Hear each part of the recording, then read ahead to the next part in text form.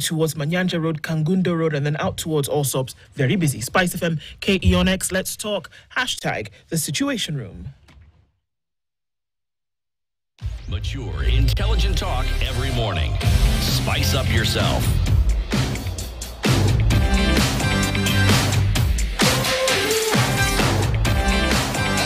Mornings done right. 94.4 Spice FM, So our Nairobi. conversation continues for the next 26 minutes with Cyprian Nyamwamu, who is a spokesperson for the Kenya Bora Tuitakayo movement. Cost of unexplained corruption in Kenya. What's unexplained corruption? Unexplained corruption is something that actually we can trace back to 1999 when Professor Kibwana and Justice Smokin Wanjala, when they published a book called The Anatomy of Corruption. So it's about 350 pages, big book on the anatomy of corruption from the Center for Law, Clarion. And that anatomy of corruption took us through many countries. In Uganda, what we saw relating to this unexplained corruption is where Museveni had sent the brother out of the country to register many companies with their friends. And these companies came back to Uganda as strategic investors. Mm-hmm. So you see, when you do things like that, people are not clear how you are doing the corruption. It's not clear to them. Because you have said that parastatals and all these things, there's even a public-private partnership, very high-sounding language. And in political economy, we call it the financialization of the economy. So once you start doing things like that, it is not very easy to say it is Minister so-and-so, it is Permanent Principal Secretary so-and-so, it is President Ruto who is doing it. It is just now when people are starting to know where the money from the expressway, for example, goes to. For every 10 shillings, who is collecting the money. So companies were registered out there. They became strategic investors. They built infrastructure. And you are now starting to see language like, let us build roads and let people pay for those roads. Then people are saying, privatize healthcare, privatize education, privatize agriculture. Then somebody comes, you have been seeing Bill Gates in this country. So people, they are saying, remove people from this Rift Valley place and let us now introduce monoculture through GMOs. So the thing about unexplained corruption is when public sector corruption is conducted through agents that people cannot be able to pin down government officials against. So somebody comes and says, Kenya Airways has failed. We cannot run it as a profitable company. So what happens? Then it is sold to a strategic investor, for example, and then you see that a public asset has gone. Minerals are happening in this country, and you don't know the corruption that is happening there. So it is how private actors are brought into the public sector corruption, which you cannot be able to pin on government officials of the day.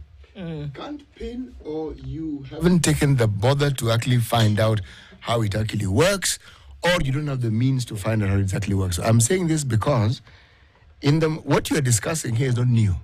Not new. No, because in the Moi era, with parastatals, African Tours and Hotels, I'll give you, for an example, had hotels all over the country. What you'd see happening is the hotel would run down, or would be run down, to the point where its net value was much reduced, and then it would be sold off. For a song, as we used to say. That was a very shrill song, but it happened over and over and over again.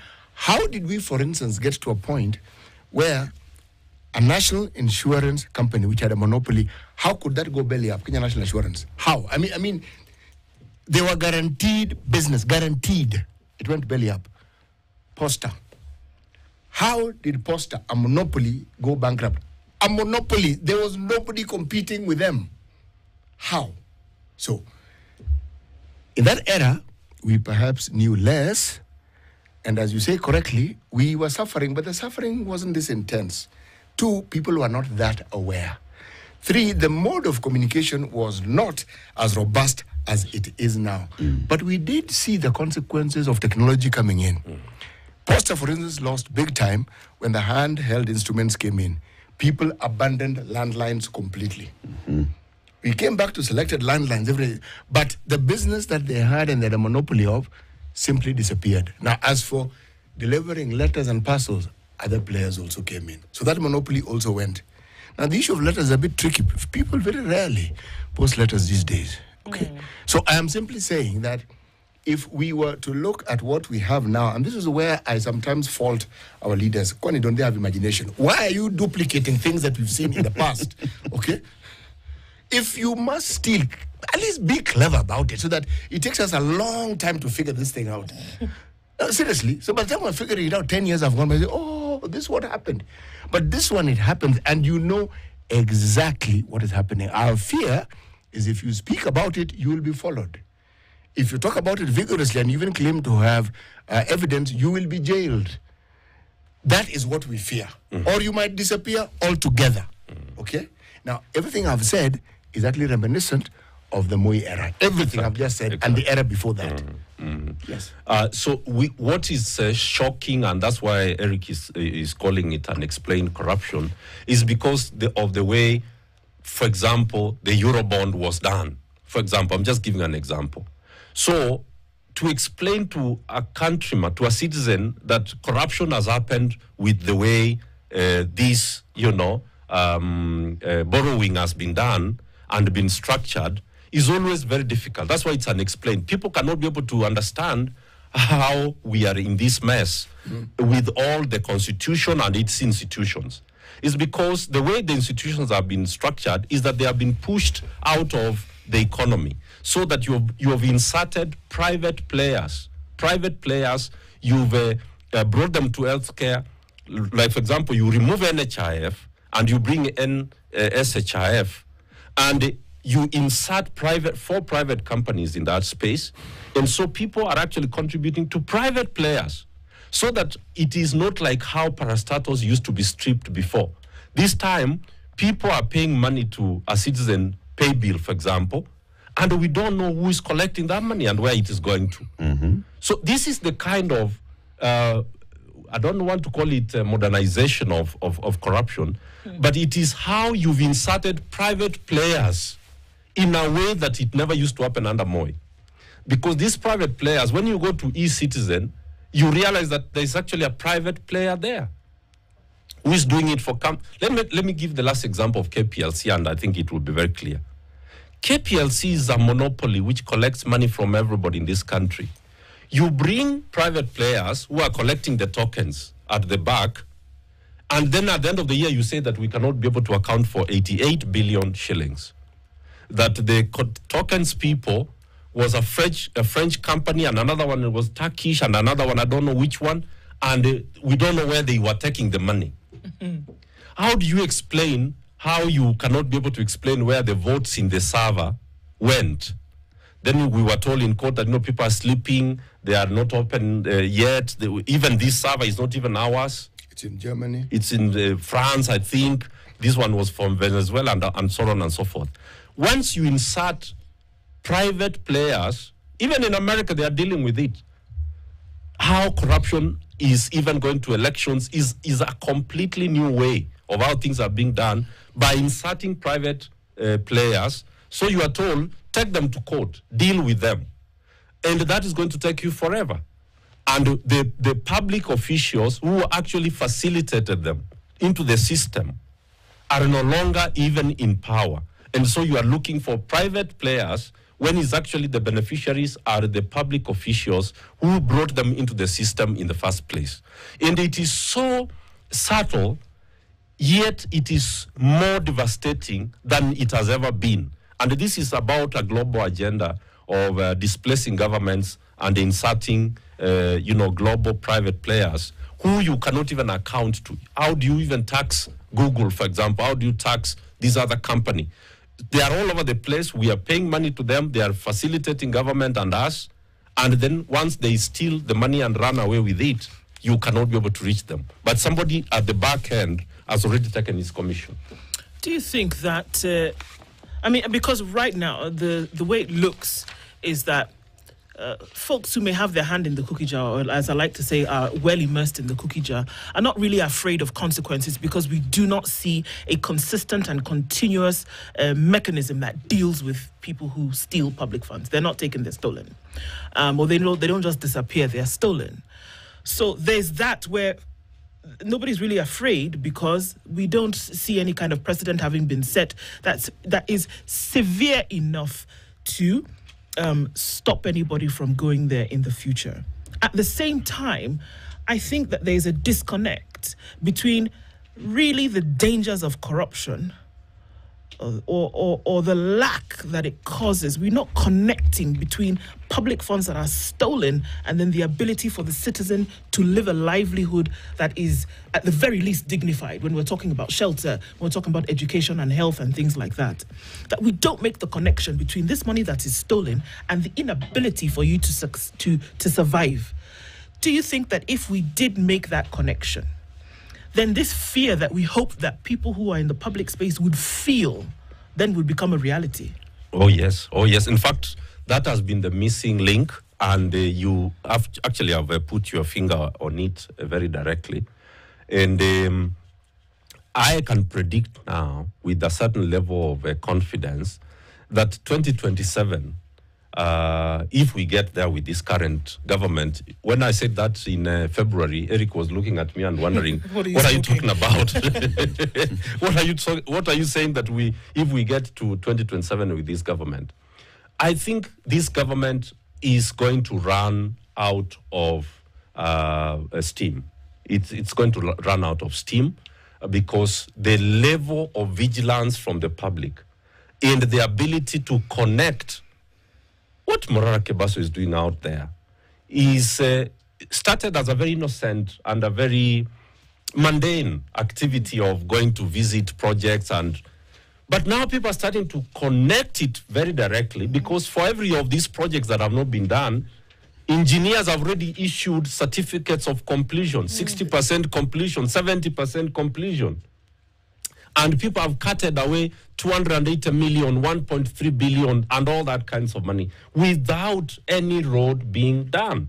And so people are starting to say, no. It is better during the Moi days because people used to eat but do something. They used to eat in the doing. These ones are looting and doing nothing about it. But you see, that's where the problem is, Cyprian.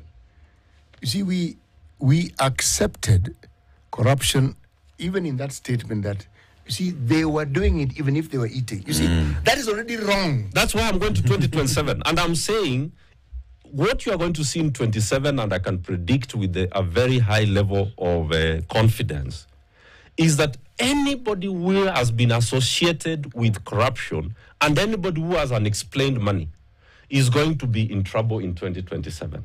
Because people have started to connect, like they did in the Asian countries, that your living large is at my expense. Your corruption is what has denied us school fees for our children. Yes. It is what has made hospitals not to have medication.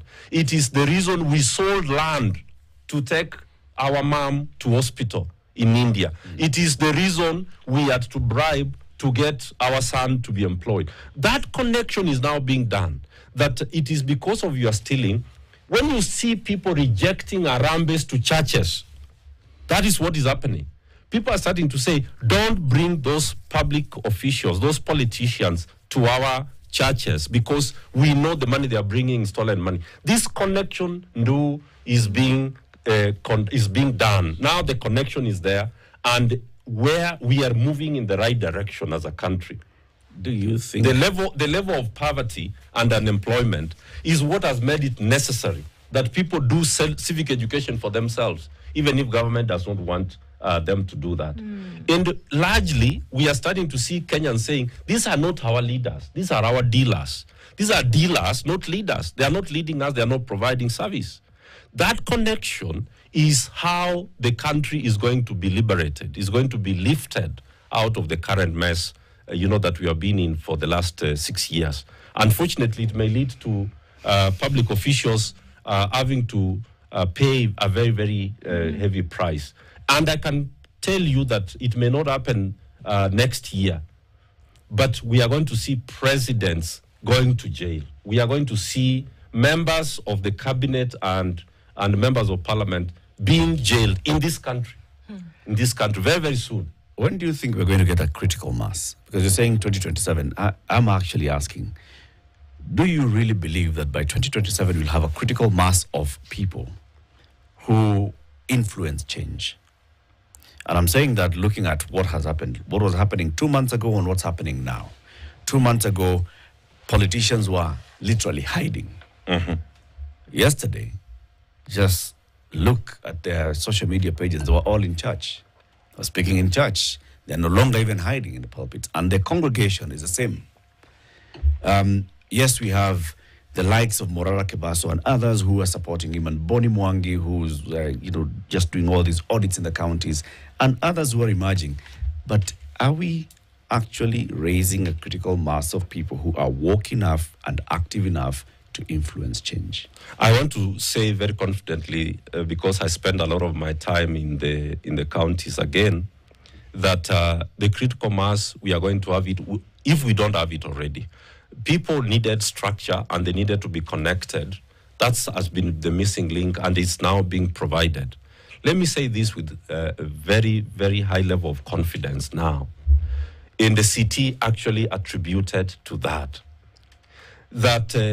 what we are seeing with those people going back to church is actually a lull before the storm.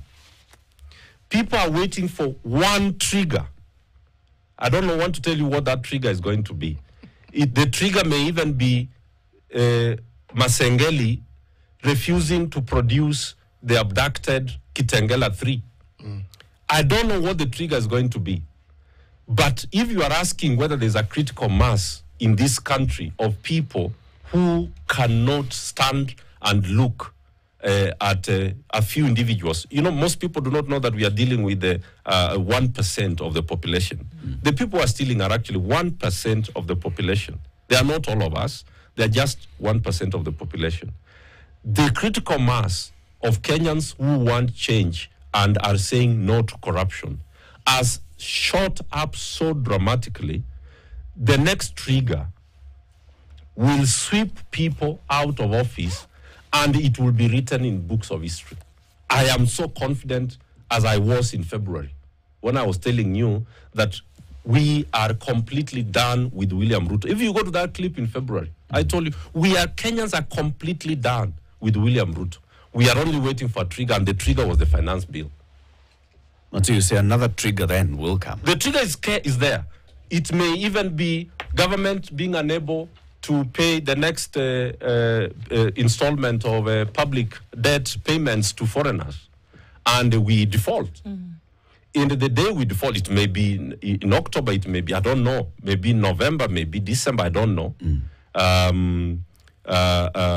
I cannot tell you when the next trigger is going to be and what it's going to be. But our trigger is on the way. It may be Mbadi, the new Minister for Treasury, republishing his finance bill as he has promised. I don't know what the next trigger is. So let them enjoy their time now in charge. But the information is very clear. This is a lull before the storm.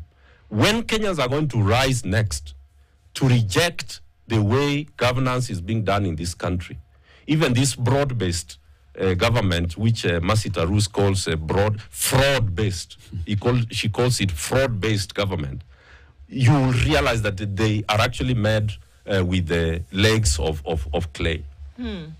There's been calls, and this is the thing, that when we look at, I shudder to think that some of the stories that make their way into the public eye in terms of what is missing, we keep giving the example of things that are budgeted for that are not done, whether we look at education, whether we look at health, whether we look at infrastructure, things that should be happening, which is the business of the nation. It's the business of government to have those things done. And when we see the continuous lack of those things happening, and we can point to certain reasons why. Look at quality assurance, for example, and we use the story that's in the headlines today. When we look at quality assurance that should be guaranteed by a Ministry of Education, for example, obviously there are some gaps that were not filled. Somebody somewhere didn't do what they were supposed to do, and have not been doing what they're supposed to do. So when we look forward and we say it's the lull before the storm, that people are just waiting for that thing that's going to happen, that will be the straw that breaks the camel's back, there's always the call for then who's going to take over. And that has been the center of conversation, even from the protests that we saw and the continuous protests that we see, that somebody is yearning for somebody who's going to come and fill that leadership deficit. Is there a need for such a thing at this time? There is need for that. In the conversations that are happening in this country, I have the privilege of listening in to some of them. That question really was at the center of the collapse of the revolution in June. And I know of very organized groups coming together, political parties, civil society organizations, people's social movements across the country, using X spaces, but now starting to meet physically, because we've realized that the face of only raising these issues on social media is necessary, but is not sufficient. Is important, but is not sufficient. So people have realized that they must engage. If you can take Nairobi alone, and the number of assemblies that have been carried out over the last 1 month alone, the number of assemblies that have been conducted in estates. The last one was in Dandora.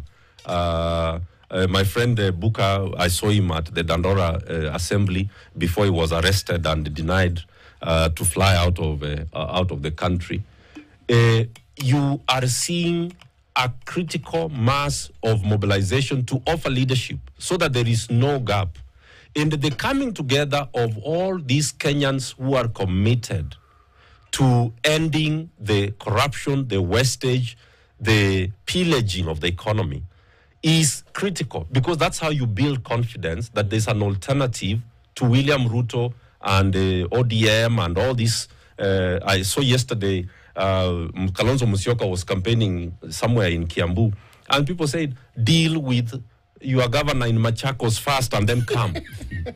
Go deal with that issue in your party and then come and tell us that you are serious. What that tells you is that Kenyans are coming together, and the demarcation is like during the Moi days.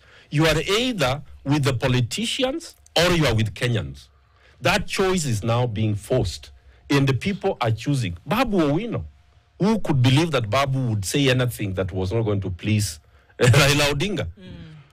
Even the Secretary General Sifuna, I don't know whether you have had him here since they formed the broad-based government. He was here on Friday. I saw him. I don't know what he said about it. Saying the same things that you're saying now. He's everywhere, because he now does not know how to annoy his party bosses, and how does he live with the public, which loves him a lot. So Kenyans are forcing everybody to take a decision, where even the church, where are you? Are you with William Ruto and his politicians, or you are with the people of Kenya? Make a choice today. During the days of Joshua, I think everybody in their families are saying, as a family, we are now taking a decision that we are not going to be with William Ruto and the politicians. We are going to stand with Kenya and the values of this country, which are in the Constitution. So, yes, the critical leadership is coalescing. The outreach to the public is happening, and I think people are prepared for when that trigger happens to provide a constitutionally supported route to giving this country a transitional government first, before Kenyans can be able to have a full-fledged elections to install a government that is legitimate. Do you think corruption will be an issue in the next election?